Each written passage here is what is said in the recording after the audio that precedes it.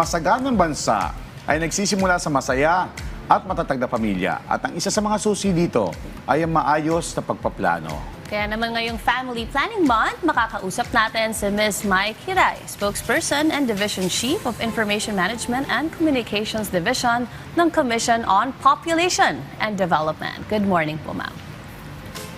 Kasi yung pamilya, magandang umaga. Good morning, ma'am. Welcome back sa Rise and Shine Pilipinas. Ma'am, paano po nakatutulong ang family planning sa isang pamilya? At may epekto din po ba ito sa ating bansa? Pakipaliwanag po.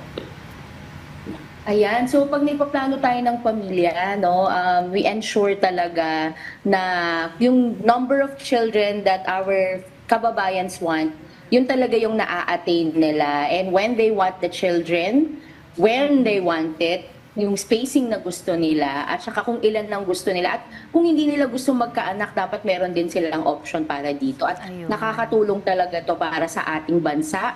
Kasi responsible parenthood and family planning, may impact siya, no, sa quality of life. Na kapag yung socio-economic development ng isang pamilya ang kanilang priority at na kamit nila yon dahil sa family planning, then may impact nito sa bansa.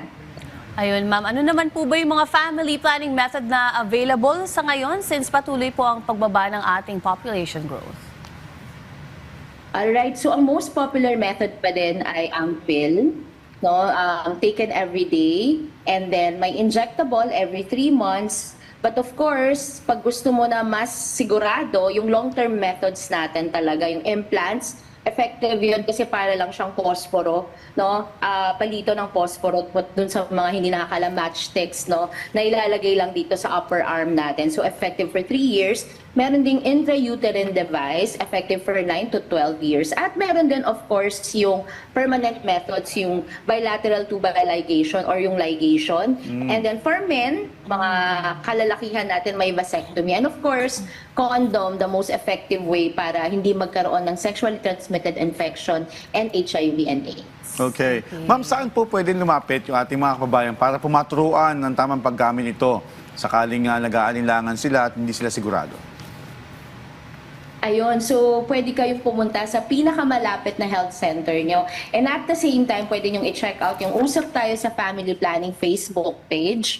So again, Usap Tayo sa Family Planning Facebook page kung saan may mga information about the methods, no, na binabanggit natin. And at the same time, remember, ang smart na pamilya, panalo, dahil tara, usap tayo sa family planning. Yan ang theme natin for 2026 ng Family Planning Month. Ayun, Doc. Gaano naman po kahalaga ba yung tamang agwat o spacing? Nabanggit niyo po kanina, no? Part din ng planning ay yung agwat ng spacing ng mga pagbubuntis ng isang babae. Alright, so pag may spacing kasi yung kababaihan natin, so nagkakaroon talaga ng period para mag-recover yung katawan ng isang babae. No? Kailangan talaga 3 to 5 years yung agwat para talagang ma-recover mo yung full health ng isang babae na nanganak. Napaka-importante nito, hindi lamang sa physical health niya, pwede rin, no, pati na rin sa kanyang mental health. At para maalagaan niya ang kanyang anak at ang kanyang sarili. Okay. And ma'am, ngayon nga po na dumarami na rin po ang kaso ng adolescent pregnancy. Ano po ang hakbang ng CPD dito? Ayun, so nakaka-alarm, no, na ang talagang tumataas talaga ay yung 10 to 14 ages, Sir Joshua, no. So talagang napaka-alarming nito kasi 10 to 14 tumataas, no. So ang ginagawa ng CPD ay nakikipagtulungan sa mga lokal na pamahalaan. At the same time, patuloy pa rin yung ating kampanya, no.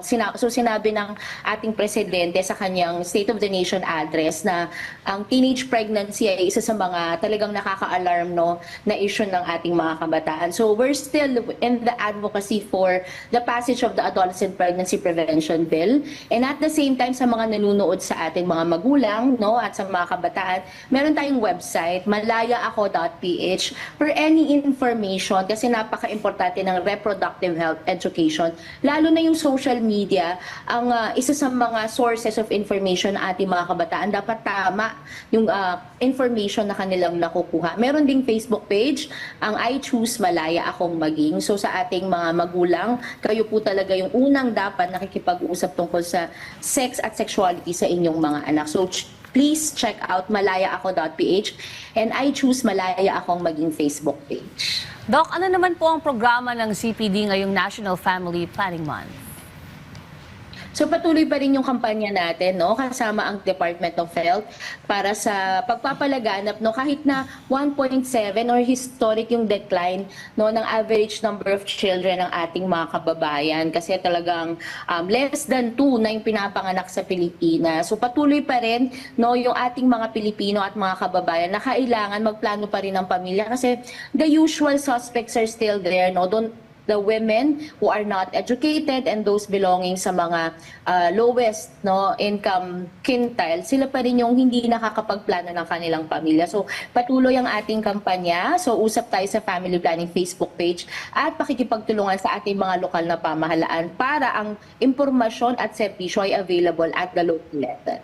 Alright, napakalaking tulong po na ang lahat ay maalam tungkol po sa family planning. Maraming salamat po, Ms. Mikey Rai. Thank you, Sir Joshua. Thank you, Mga Doc. eyes.